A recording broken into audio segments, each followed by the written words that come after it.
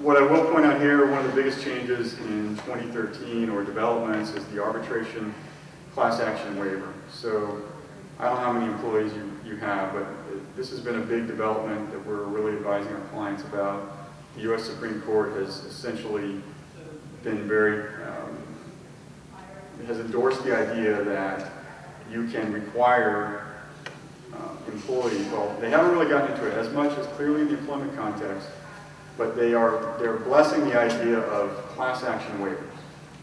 Certainly in the consumer context, things like buying a cell phone, those kind of contracts. And we on the employment defense side are saying this really applies also in employment.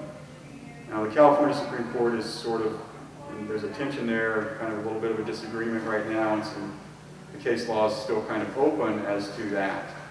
But we're looking at the U.S. Supreme Court and saying if they agree that you can have employees waive the right to bring a class action, we're going to use that in employment arbitration agreements.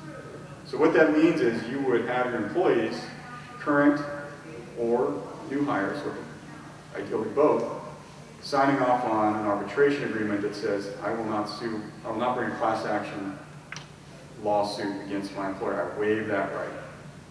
So last week we prevailed, our firm actually prevailed on one of these agreements where we convinced the judge that an employee seeking to represent hundreds of employees could only bring it on behalf of themselves.